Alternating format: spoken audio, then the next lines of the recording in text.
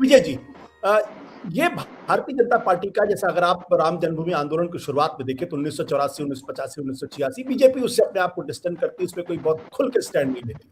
पालनपुर में भारतीय जनता पार्टी कहती है भाई आस्था का सवाल है, अदालतें से फैसला नहीं कर सकती। बाद में भारतीय जनता पार्टी कहती है कि नहीं, जो अदालत का फैसला होगा वो हम मानेंगे या फिर मिल बैठ के फैसला करेंगे। आज की तारीख में जो भारतीय जनता पार्टी की स्टैंड पे जो एम्बिग्यूटी दिखाई पड़ती है, क्या वो प्री राम जन्मभूमि आंदोलन की याद आपको दिलाती है विजय जी? नहीं, दो बात है। एम्बिग्यूटी नहीं है। आपने जो जिक्र किया साल का 84, 85, 86 का और उसके बाद का, तो वही फर्क आज और उस समय में है। जब भारतीय जनता पार्टी ने कहा कि आस्था का विषय है, तब वो सरकार में नहीं थी। जब भारतीय जनता पार्टी ने कहा कि वो कानून को मानेगी, कानून के रास्ते से चलेगी, तब वो सरकार में थी, अयोध्या वाले मामले में भी। और आज भी भारतीय जनता पार्टी केंद्र में, राज्यों में सरकार में है। तो ये अच्छी बात है कि कोई सरकार कम से कम पॉलिटिकल पार्टी के तौर पर भी ये मानती हो कि वो न्यायालय के रास्ते पर, कानून के रास्ते पर चलेगी। आप उल्टा सवाल भी कर सकते थे, यदि बीजेपी कहती कि नहीं हम तो इसको मानते नहीं, हम तो इसका आंदोलन करेंगे, तो फिर आप कहते कि आप कानून नहीं मानते क्या? वो कानून मान रहे हैं। मैं समझता हूँ कि मेरे को ये डिबेट 1991 पर जाकर टिकती है, जो प्लेसेस ऑफ वर्शिप एक्ट। और अभी तो मामला सुप्रीम कोर्ट में है, कल उस पर सुनवाई होनी है, तो इस पर मैं कोई ज्यादा चर्चा नहीं कर सकता। लेकिन मैं समझता हूँ कि इस सारे इशू पर चर्चा तब होनी चाहिए कि क्या हम 1991 के प्लेसेस ऑफ वर्शिप एक्ट को रीडिफाइन करना चाहते हैं। पहले बात ये हो, क्योंकि इससे एक मुद्दा नहीं है, वो ज्ञानवापी हो, फिर मथुरा हो, फिर ताजमहल हो, फिर जामा मस्जिद हो, फिर धार का मंदिर हो, कोई भी हो। तो पहले हम ये तय करें कि क्या 1991 के प्लेसेस ऑफ वर्शिप एक्ट को हम मानते हैं कि नहीं मानते।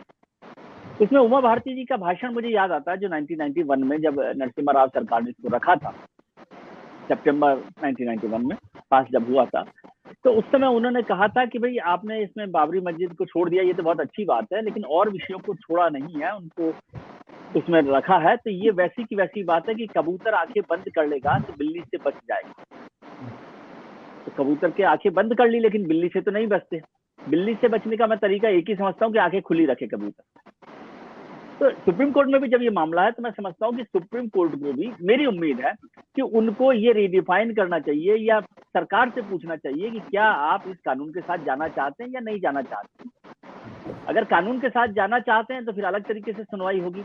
अगर कानून के साथ नहीं जाना चाहते तो आपके पास पार्लियामेंट है, आप इसको दोबारा से ले आए, अमेंडमेंट एक्ट ले आए, जो भी करें, उसके बाद फिर उस पर क्या बहस होगी। तो मूल मुद्दा यह है कि क्या हम कानून को, संविधान को, संसद के जो कानून है उसको मान रहे हैं कि नहीं मान रहे हैं। बाकी सब छोटे छोटे मुद्दे हैं। और जो आपने कहा कि भारतीय जनता पार्टी ने इसमें पिटिशनर नहीं है, वो तो सब आप जानते हैं कि क्या है क्या नहीं है।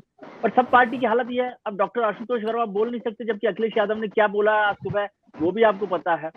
लेकिन मैं उस पर जाना नहीं चाहता। मैं चाहता हूँ कि बड़े मुद्दे पर बहस हो और संसदीय व्यवस्था पर बहस हो कि क्या हम प्लेसेस ऑफ वर्शिप एक्ट के साथ जाना चाहते हैं या नहीं जाना चाहते। और दूसरी बात, क्या हिस्ट्री, अब ये हिस्ट्री तय करने का वक्त है या हम देश को शांति के साथ ले जाना चाहते हैं। जी, अरविंद जी के पास जाऊं, लेकिन चूंकि आपने धार्मिक स्थल कानून 1991 का जिक्र किया है, आपकी अपनी व्यक्तिगत राय है क्या है? क्या इस कानून को रिविजिट करने की जरूरत है, इसको बदलने की जरूरत है, या इसको एज इट इज छोड़ देने की जरूरत है?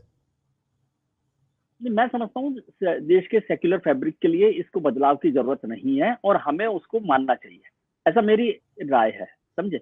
लेकिन मैं समझता हूँ कि यदि बहुत सारे लोग समझते हो, पार्टी समझती हो, तो उनको ये हिम्मत दिखानी चाहिए कि वो इसको रीडिफाइन करें या रिविजिट करें, या जो अमेंडमेंट करना चाहते हैं वो करें। नहीं करना चाहते तो भी सरकार इस पर अपनी राय स्पष्ट कर सकती है कि भाई नहीं है, हम नहीं करना चाहते, हम इसी के साथ चलना चाहते हैं, वो भी अच्छी बात है।